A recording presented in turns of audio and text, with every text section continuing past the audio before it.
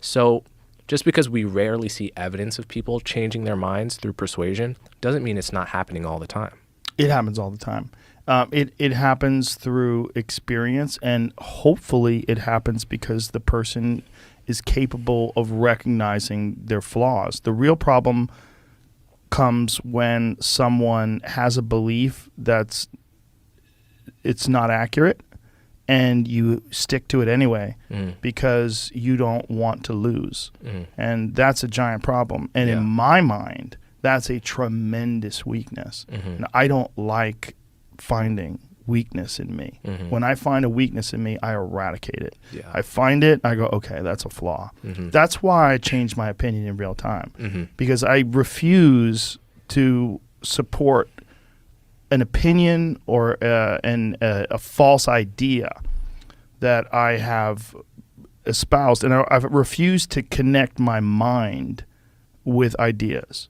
My mind is not, whatever idea, whatever fact that I think is true, if that fact turns out to be incorrect, I will abandon it immediately if I can, as long as I'm sure.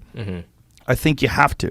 I don't think you are your ideas. I think you are this thinking entity that is trying to solve as many problems as you can that are around you and that are involved in your life.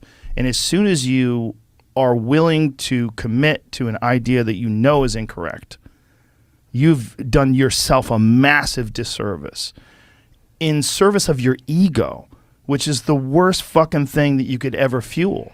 Like, you should never fuel your ego. It exists whether you like it or not. You should try to control it and humble it, and to try to have it the least intrusive factor in your thought process. So the moment the ego gets challenged, you have to be able to accurately assess whether or not the information that you've clung to is valid.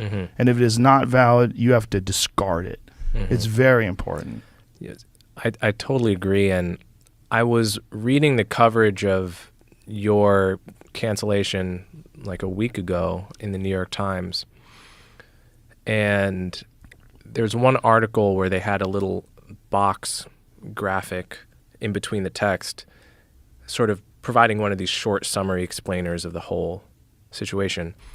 And they said, Joe Rogan's brash personality has been part of his appeal as a podcaster. And I admit, I haven't seen or heard the word brash in long enough that I looked it up. And it was self-assertive in a rude or overbearing way. And I thought to myself, is Joe Rogan brash? It's like, you just gave a spiel about how important it is to say when you're wrong, to admit you have an ego.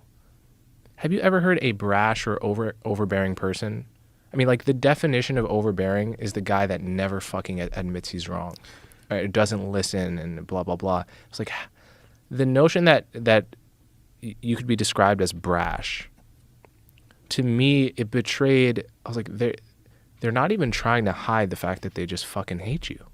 Well, I think they're like hardcore lefties, right? And hardcore lefties don't know what the fuck to do with me because I look like a Trump supporter. Yeah. I mean, the fact that you're a bald white guy that's muscly and tattooed. And I do cage fighting commentary. Right?